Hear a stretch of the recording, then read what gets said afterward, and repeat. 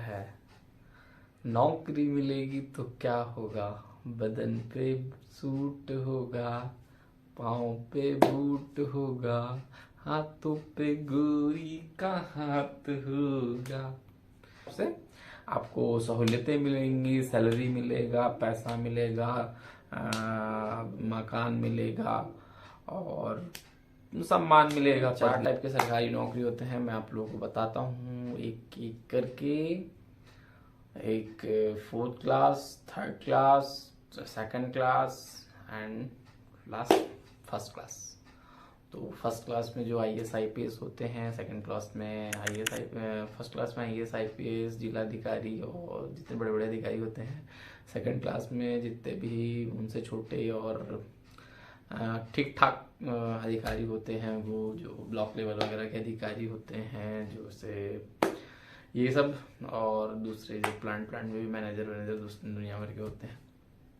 उसके बाद क्लास 3 के कर्मचारी और उसके बाद फिर क्लास 4 के कर्मचारी। ये जितने भी सरकारी कर्मचारी हैं सिर्फ नाम मात्र के नहीं है भैया, इनको पैसे भी अच्छे मिलते हैं, फैसिलिटी भी बहुत अच्छा मिलता है, उनका लाइफ स्टाइल बहुत अच्छा रहता है, उनका करियर बहुत अच्छा रहता है, उनका एटीट्यूड बहुत मस्त रहता है, उनकी फैमिली जो है बहुत अच्छे से जीवन यापन करती है।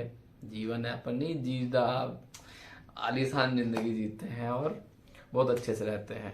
बच्चों का एजुकेशन उनका बहुत अच्छा तगड़ा होता है, उनका खान पान बहुत अच्छा होता है, उनको गाड़ी घोड़े की कमी नहीं रहती है।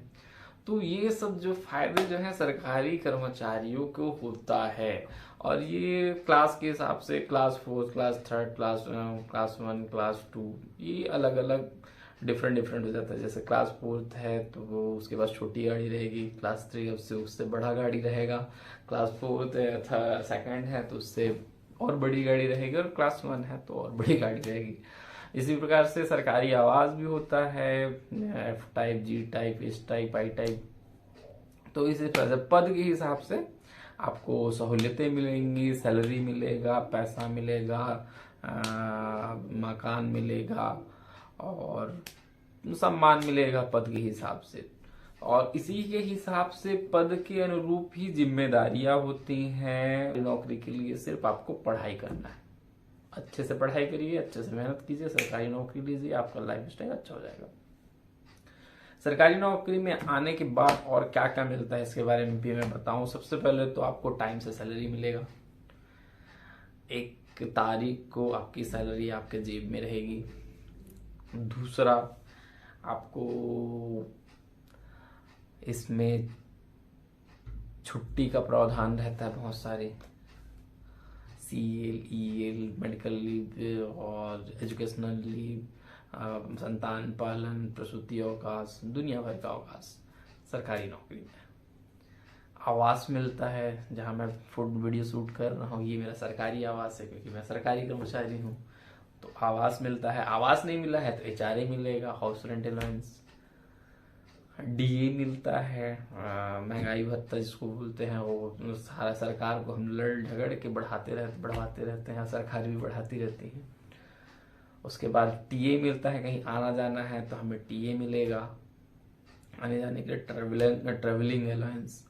ट्रेनिंग मिलता है अच्छे इंस्टीट्यूट में, अच्छे शहरों में, तो उसके भी आने जाने के लिए, वहाँ रहने के लिए अकोमोडेशन, और दूसरा उसमें खाने पीने के लिए फूड वगैरह सब चीज़ इंक्लूड रहता है, हमें 1 रुपया खर्चा करना नहीं पड़ता है।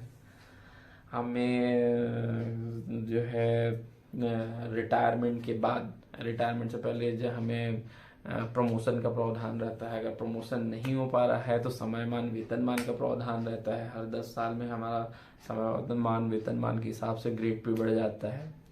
हर साल हमारा इंक्रीमेंट लगता है, जिसके हिसाब से हमारी सैलरी हर साल वृद्धि होती है। उसके बाद फिर कई इंस्टीट्यूट और कई संस्था ऐसे हैं जो अपने कर्मचारियों को बोनस देती हैं, जैसे कोलफील्ड इंडिया लिमिटेड हो गया, सेल हो गया, भेल हो गया, जितने भी जो ये इलेक्ट्रिसिटी बोर्ड्स वगैरह हो गए, ये अपने कर्मचारियों को बोनस देती हैं। बोनस त्योहार अग्रिम तो हम लोगों को मिलता है, मगर वो हम लोगों से ले लिया जाता है वापस। तो बोनस में ऐसा नहीं है, बोनस कर्मचारियों को भी मिलता है। उसके बाद है प्रमोशन।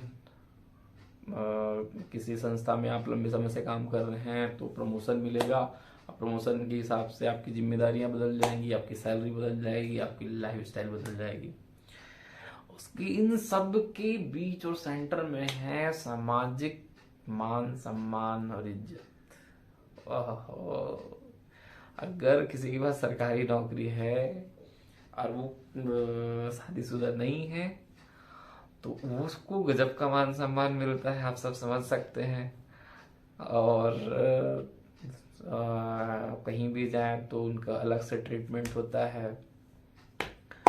शादी करने में उनके घर वालों को ज़्यादा मेहनत करना नहीं पड़ता है, चाहे लड़की हो या लड़का, दोनों अभी सबको सरकारी नौकरी जितना मिलना मुश्किल है उससे कहीं ज़्यादा सरकारी नौकरी से निकालना कहीं ज़्यादा मुश्किल है। निकालने के बहुत सारे प्रोसेस होते हैं परंतु इतना आसान नहीं होता। आपको नोटिस देने का भी शो कॉज नोटिस देने के लिए भी अधिकारियों को सोचना पड़ेगा या आपके वरिष्ठालय में सोचना पड़ेगा। सस्पेंड करने के पहले वाजिब रीजन होना चाहिए और टर्मिनेशन के लिए तो आप जब जघन्य अपराध आपसे ना हो तब तक आपको, और कोई उचित कारण ना हो तब तक आपको ना तो टर्मिनेट किया जा सकता ना सस्पेंड किया जा सकता। आपका अपराध सिद्ध होता है तभी होता है। इसलिए सरकारी नौकरी सुरक्षित नौकरी है, सबसे आसान नौकरी तो नहीं बोल सकते मगर सबसे सुरक्षित, सिक्योर और सामाजिक तौर पे आपको इज्जत दिलाने वाला नौकरी होता है। तो इसके लिए तैयारी कीजिए, मेहनत कीजिए, अपने किसी भी फील्ड में जाइए, कुछ भी पढ़ाई कर रहे हैं, हर पढ़ाई के माध्यम से आप सरकारी नौकरी पा सकते हैं। किसी भी ब्रांच से कर रहे हो, किसी भी विषय से कर रहे हो, अपने विषय को मजबूत कीजिए, सरकारी नौकरी लीजिए।